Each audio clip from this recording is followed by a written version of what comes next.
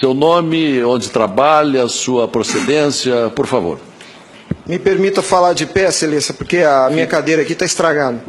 Bom, esse é outro problema. Eu sou Felipe Marcelo Gimenez, eu sou procurador do Estado de Mato Grosso do Sul, minha OAB é MS 7580, estou aqui representando a Associação Pátria Brasil.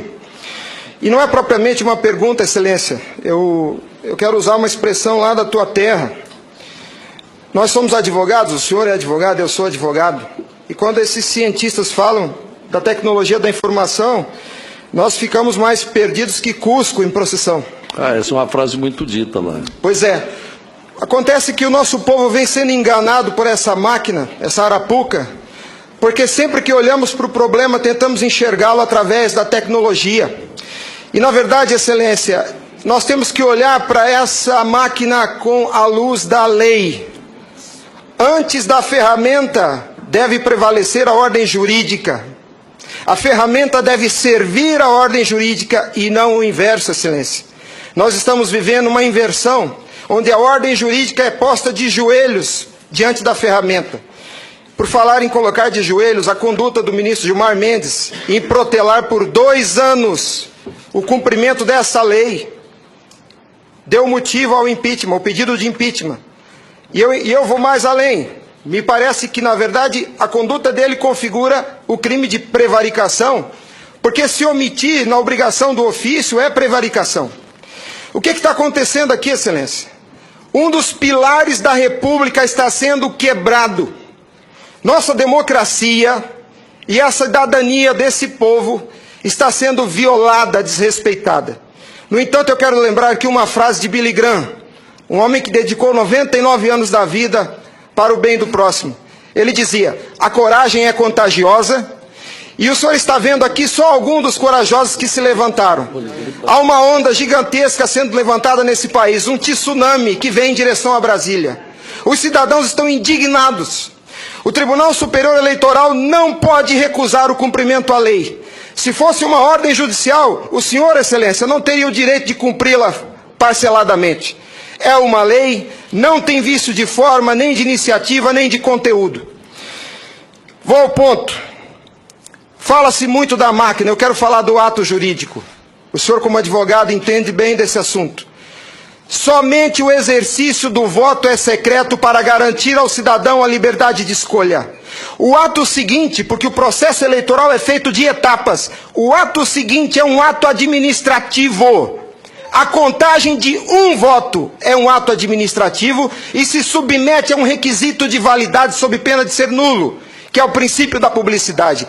Qualquer ato administrativo deve ser público. Entenda, Excelência, nós queremos auditar o fato jurídico, não é a máquina. Não nos interessa o software nem a máquina, nem antes nem depois. Nós queremos auditar o fato, que por natureza é um evento. O evento se perde.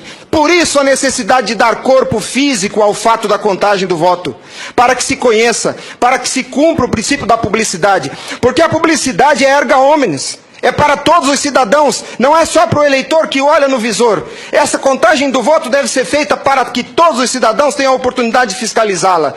E não é a contagem de milhões de votos, é a contagem de um voto, de cada voto é um ato administrativo, e será nulo se não for público. Há vários princípios constitucionais que vêm sendo quebrados desde que a Sarapuca foi inventada lá em 97.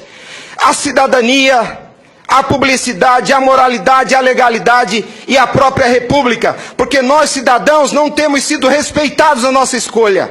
Nossa escolha só será respeitada se ela for retratada no corpo físico da impressão para cumprir o princípio da publicidade.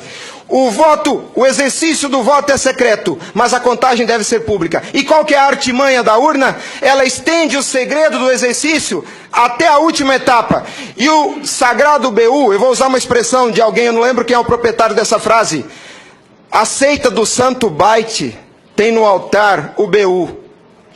O BU não prova nada, Excelência. Quando o BU é imprimido, já houve a contagem dos votos em segredo. A fraude já aconteceu, porque cada voto contado deve ser público. O BU informa ao senhor, Excelência, o total. Nem no condomínio onde eu moro não aceitaria uma eleição assim. Imagine, excelência, se eu fosse candidato a síndico, colhesse a urna e fosse contar dentro do meu apartamento e voltasse e comunicasse aos condôminos. Aqui está o resultado, eu fui eleito. O BU é a prova da fraude, excelência. O BU é a prova da fraude. Doutora Simone, apesar de muito jovem, foi minha professora na faculdade. Ela é talvez a cabeça mais qualificada nesse Senado para rezar esse discurso, para dizer o que é um ato administrativo. Gostaria que ela estivesse aqui. O que acontece?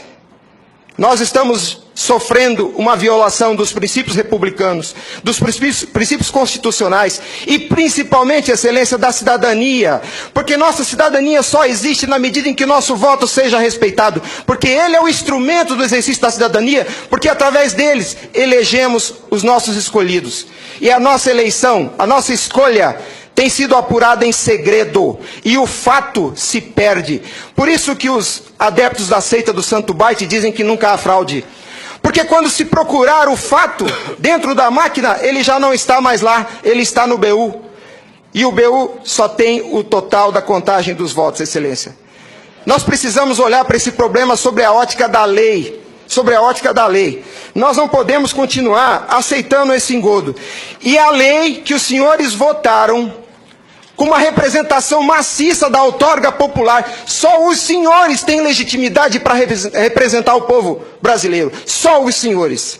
Os ministros da Justiça não têm essa legitimidade. Eles estão usurpando dos senhores as suas competências.